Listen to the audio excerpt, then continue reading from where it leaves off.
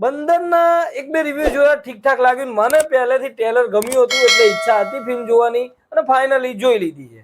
વાત કરું આ વિડીયોની અંદર. હેલો મિત્રો, હું છું અમિત. તમે જોઈ રહ્યા છો સિનેમા શો. સિનેમા શો પર આજે વાત કરવાની છે બંદર મૂવીની. અનુરાગ કશ્યપની ફિલ્મો આપણે બધા જોતા આવ્યા છીએ અને એમની ફિલ્મોમાં બ્રુટાલિટી અને રિયાલિટી વધારે પડતી હોય છે.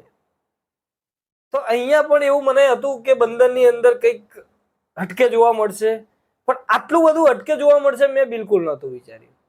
ભાઈ સાહેબ, શું ફિલ્મ છે! મજા આયા. કેમ કે જે રીતે ફિલ્મની અંદર પ્રેઝન્ટેશન કર્યું છે ને, પોઝિટિવ નેગેટિવ પાછા જવા દો, આ વખતે હું કંઈ કહેવા માંગતો નથી. એક્ટિંગ વિશે ખાસ કહીશ. આ ફિલ્મની ખાસ વાત છે કે એ રેટેડ ફિલ્મ છે, ફેમિલી સાથે જોવાની બિલકુલ ભૂલ ના કરતા. કેમ કે ગાળો પણ એટલી બધી છે, અમુક એવા સીન પણ છે. હા, બોલ્ડ સીન નથી, પણ એવા સીન છે તમને વિચલિત કરી શકે છે. અને વિચિત્ર સીન જો તમને ચિત્રી ચડતી હોય ને એવું બધું થતું હોય ને, તો તમારે અમુક સીનો એવોઇડ કરવા પડશે. કેમ કે એટલી હદ સુધીની રિયાલિટી ભર્યું બતાવ્યું છે ને આ ફિલ્મની અંદર.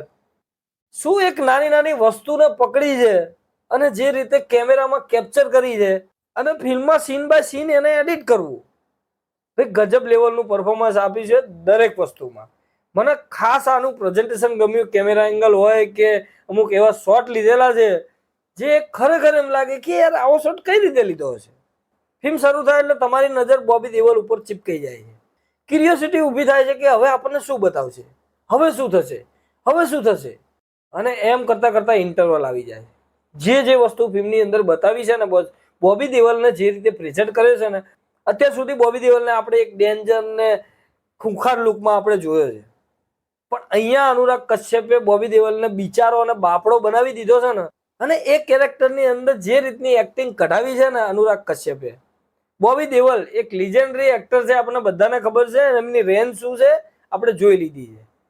પણ ભાઈ અહીંયા કંઈક અલગ રોલ છે બોબી દેઓલનો. ના બોબી દેઓલ મારફાડ કરે છે કે ના બોબી દેઓલ કઈ આમ એક્સ્ટ્રા ઓર્ડિનરી ખૂંખાર વિલન છે, પણ ભાઈ એવો જ ચહેરો છે, એક માસુમિયત ભરેલો. બોબી દેઓલને આવી એક્ટિંગ અનુરાગ કશ્યપ જ કરાવી શકે. બાકી બીજા કોઈના હાથની વાત નથી. ફિલ્મની સ્ટોરીની વાત કરું તો સ્ટોરી સિમ્પલ છે. જેલની અંદરની શું પરિસ્થિતિ હોય છે આખી ફિલ્મ એના ઉપર આધારિત છે. મતલબ એક બેક સ્ટોરી કહું તો એક બોબી દેઓલ એક ડેટિંગ એપ ચલાવતો હોય છે ને એમાંથી એક છોકરી મળે છે અને એ છોકરી સાથે પછી અલગ થઈ જાય છે. પછી એ છોકરી આના ઉપર રેપનો કેસ કરે છે. રેપના કેસ પછી એની કસ્ટડી થાય છે, કોર્ટમાં હાજર થાય છે અને પછી એને અમુક દિવસો માટે કસ્ટડીમાં મોકલવામાં આવે છે. જ્યારે કોર્ટની કાર્યવાહી ચાલતી હોય એ દરમિયાન જે લોકો જેલમાં રહેતા હોય છે એ લોકો કઈ રીતે રહેતા હોય છે એ બહુ ગજબ લેવલનું બતાવ્યું છે. એક એક કેરેક્ટર, એ જેલની અંદર ઘણા બધા કેરેક્ટર લેવામાં આવે છે, પણ ભાઈ અમુક એક એક ડાયલોગ જે લોકોને આપ્યા છે ને, અને એ લોકો જોડે જે રીતનું એક રિયાલિટી ઊભી કરી છે ને જેલની, એના માટે સેલ્યુટ છે ભાઈ. જેલમાં રહેલા કેદીઓનું પ્રેઝન્ટેશન કઈ રીતે કરવું, એમને કઈ રીતે ગાઈડ કરવા કે ભાઈ તમારે આ રીતની એક્ટિંગ કરવાની છે.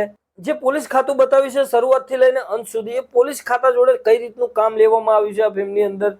ભાઈ એક એક કેરેક્ટરને આપણે એકદમ રિયલ માનીએ છીએ. આપણે એવું માનતા જ નથી કે સ્ક્રીન ઉપર એક્ટિંગ ચાલી રહી છે, આપણે કોઈ રિયાલિટી જોઈ રહ્યા છીએ એવી ફિલિંગ આવે છે. મતલબ ઘણું બધી વસ્તુ પોઝિટિવ છે આ ફિલ્મની અંદર, હું ભૂલી પણ જઈશ. કેદીઓનું એક સોંગ પણ લેવામાં આવ્યું છે, પણ બસ સોંગમાં મજા આવી ગઈ. બસ સુપર રીતે કેમેરાના વિઝ્યુઅલ જે રીતે આમ ફરે છે, બસ સુપર રીતે શૂટિંગ કરે છે. મને આખી ફિલ્મની અંદર નેગેટિવ વસ્તુ એ જ દેખાણી કે ફિલ્મનો એન્ડિંગ થોડું હજુ વધારે એક્સપ્લેન કરવાનું હતું. એક્સપ્લેન કર્યું છે, તમને ઓલરેડી સમજમાં આવી જાય છે તમને કે આપણે આપણી જિંદગીના બંદર જ છીએ. બીજા નચાવે એમ નાચવાની આપણને આદત પડી જાય છે. એટલે દરેક લોકો રહ્યા ને પોતપોતાની લાઈફની અંદર બંદર જ હોય છે. આ ફિલ્મ આ કહેવા માંગે છે. કઈ રીતે, એના માટે તમારે ફિલ્મ જોવી પડે. બોબી દેઓલનું કામ આ ફિલ્મની અંદર બધી જ ફિલ્મોથી અટકે છે ભાઈ. જે ઇમોશન દર્શાવ્યા છે, જે એમને કહેવાય ને કે આમ પ્લે કર્યું છે એ કેરેક્ટરને, જીવ્યા છે એ કેરેક્ટરને બોબી દેઓલ, ભાઈ ગજબ લેવલનું છે ભાઈ. મારી જોડે વધારે શબ્દો નથી શું કેવું.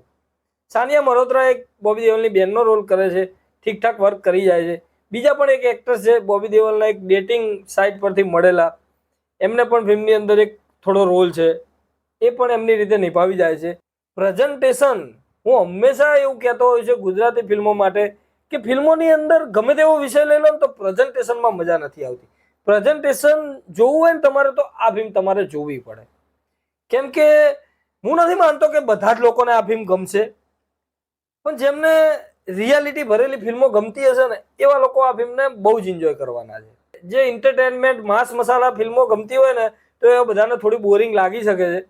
બાકી મારા માટે બોરિંગ બિલકુલ નથી, મને પરફેક્ટ ગમી છે.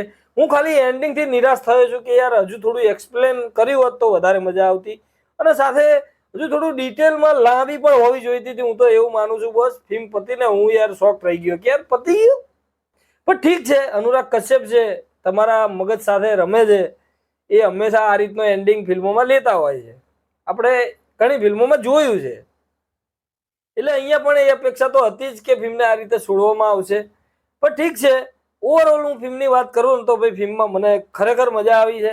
તમને જો આ પ્રકારની જેલની કહાની જોવામાં ઇન્ટરેસ્ટ હોય ને, ખાસ કરીને આ શબ્દ પર ભાર આપું છું કે જેલની કહાની, જો આ ફિલ્મ તમે જોઈ લીધી ને તો કોઈ પણ ગુનો કરતા પહેલા એકવાર તો જરૂર વિચારશો.